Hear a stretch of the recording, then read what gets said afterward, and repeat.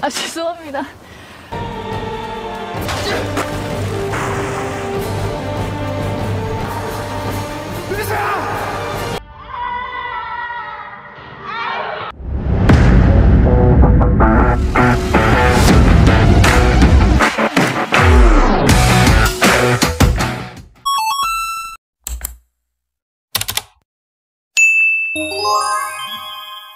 Halo Sobat Alur Cerita dimanapun berada, terima kasih buat kalian yang sudah setia mendukung channel ini. Dengan begitu, saya jadi tambah semangat ya Sobat. Langsung saja, alur cerita kali ini diadaptasi dari sebuah novel yang menceritakan kisah nyata yang pernah terjadi di Korea Selatan, di mana sebuah sekolah khusus untuk anak-anak yang berkebutuhan khusus yang seharusnya memberikan perlindungan pada anak-anak istimewa tersebut, namun malah sebaliknya. Kang In-hoo, seorang guru yang baru saja diterima menjadi guru kontrak di salah satu sekolah luar biasa di kota Mujin. Sebagai guru baru, Kang In-hoo merasa perlu membangun kedekatan dengan seluruh siswa barunya, dengan tujuan agar kelak proses belajar mengajar menjadi lebih menyenangkan. Namun sayang, meski Kang In-hoo berusaha ramah, tapi tetap saja murid-murid tersebut menunjukkan perilaku kurang bersahabat. Seperti ketika Kang In-hoo memberikan pujian pada salah satu murid bernama Yeondu, karena ia menggambar dengan bagus. Namun reaksi Yeondu justru terlihat tidak senang dengan pujian itu. Tidak hanya itu saja, seorang murid laki-laki bernama Jo Min-so yang nyelonong masuk saat pelajaran sedang berlangsung.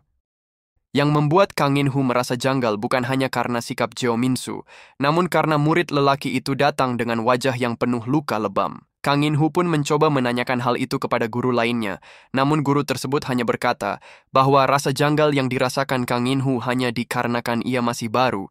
Seiring waktu kelak kamu akan terbiasa, ujar guru tersebut. Meski di hati ia masih merasa aneh, tapi akhirnya Kang In-hoo pun mencoba beradaptasi dengan lingkungan barunya. Terlebih tidaklah mudah baginya mendapatkan pekerjaan itu. Bahkan di awal ia harus membayar sejumlah uang agar bisa mendapatkan pekerjaannya. Ketika Kang In-hoo memasuki ruangan guru, ia melihat seorang murid yang dihajar oleh gurunya sampai babak belur. Yang lebih aneh lagi guru lainnya, yang ada di ruangan itu hanya diam saja, seolah hal itu adalah hal yang biasa saja. Saat Kang In-hoo bertanya, guru itu menjelaskan bahwa di malam sebelumnya murid lelaki tersebut mencoba kabur dari asrama. Tidak cukup sampai di situ. Ketika Kang In-hoo akan kembali ke kediamannya dan melewati lorong di depan ruangan kepala sekolah, ia mendengar suara jeritan seseorang. Namun ketika hendak mengecek ke dalam, satpam di sekolah itu datang di waktu yang bersamaan dan menjelaskan bahwa murid-murid di sekolah itu memang sering berperilaku aneh. Akhirnya Kang In-hoo pun mengurungkan niatnya. Meski Kang In-hoo semakin menyadari bahwa ada perbedaan yang nyata dari murid-murid di sekolah barunya ini dengan murid-murid yang pernah diajarnya dulu. Naluri Kang In-hoo mengatakan kalau murid-murid barunya itu menunjukkan sikap defensif yang kerap ditunjukkan oleh para korban tindak kekerasan, pelecehan, ataupun perundungan. Satu ketika, Kang In-hoo mendapati salah seorang murid yang duduk di atas jendela lantai atas gedung dan terlihat seperti ingin melompat ke bawah. Spontan Kang In-hoo pun berlari menyelamatkan bocah itu. Namun saat Kang In-hoo mencoba bertanya apa yang terjadi padanya, murid itu justru terlihat seperti ketakutan. Namun ketika Kang In-hoo hendak beranjak, bocah itu menarik tangan Kang In-hoo dan seperti menuntunnya ke satu ruangan. Dan betapa terkejutnya Kang In-hoo melihat pemandangan di hadapannya, di mana seorang guru yang memasukkan kepala seorang murid perempuan ke dalam sebuah mesin cuci yang sedang menyala. Namun dengan santainya, si ibu guru itu berkata bahwa sebaiknya Kang In-hoo tidak perlu ikut campur.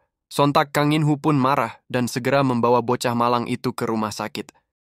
Ia juga memberitahu temannya Seo Yujin, yang merupakan seorang aktivis HAM.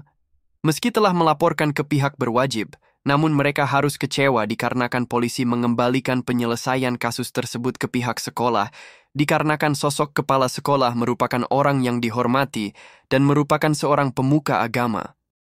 Kepala sekolah juga menegur Kang In-hoo dan berkata bahwa ia telah menasehati guru yang terlibat dengan masalah kekerasan pada para siswa.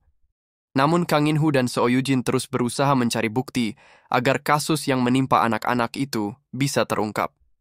Akhirnya mereka pun berinisiatif merekam kesaksian murid-murid tersebut dan meminta media menayangkannya di TV swasta.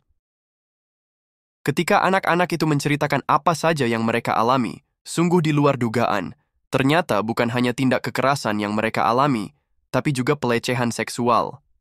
Dan baru terungkap bahwa teriakan yang didengar Kang In-hu waktu itu adalah teriakan Jung, yang kala itu dipanggil kepala sekolah ke ruangannya. Ketika ia sampai, kepala sekolah itu malah memutar video dewasa dan menyuruh Yundo menontonnya. Di saat yang bersamaan ia menggerayangi tubuh Yundo yang ketakutan berlari ke kamar mandi, namun si kepala sekolah cabul itu menemukannya dan meruda paksa Yundo di toilet itu. Yundo juga memberitahukan bahwa hal itu sudah sering ia alami.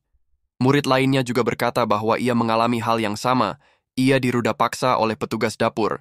Sementara Jo Min-so berkata bahwa ia dan adiknya kerap dilecehkan oleh guru pria yang merupakan penyuka sesama jenis.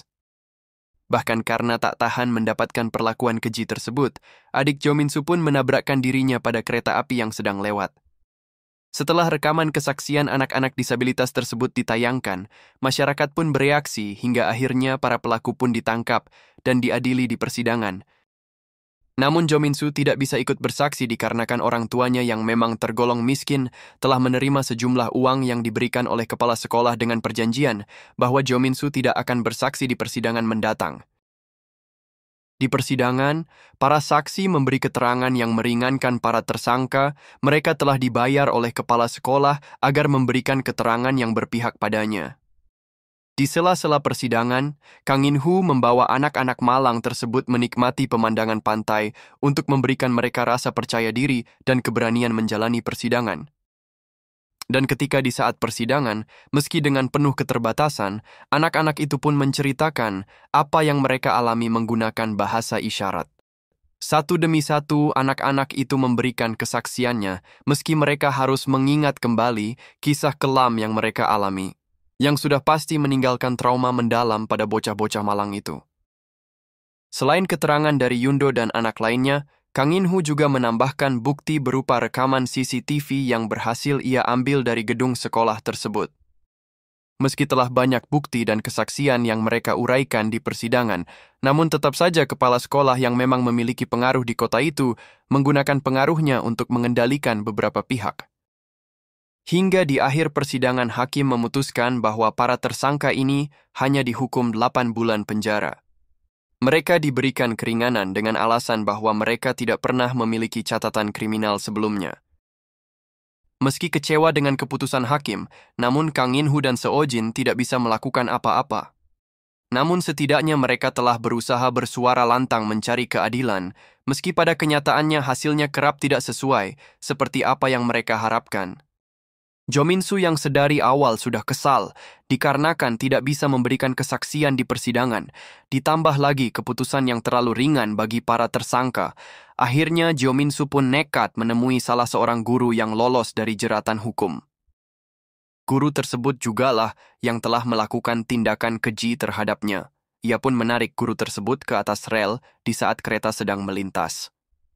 Jo Min-soo sengaja mengorbankan dirinya agar bisa melenyapkan manusia monster pemburu anak-anak itu. Ia tidak ingin ada anak-anak lain yang akan mengalami hal yang sama dengan dirinya.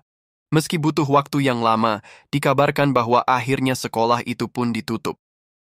Tindakan itu dilakukan setelah mendapat reaksi dari masyarakat. Film ini memang menampilkan realita yang kerap terjadi di masyarakat, di mana orang-orang yang memiliki pengaruh tidak jarang kebal terhadap hukum. Baiklah sobat, demikian alur cerita kita kali ini. Semoga kalian bisa mengambil pelajaran dari kisah ini. Mohon maaf jika ada kesalahan kata. Sampai jumpa di konten kita selanjutnya. Wassalamualaikum warahmatullahi wabarakatuh.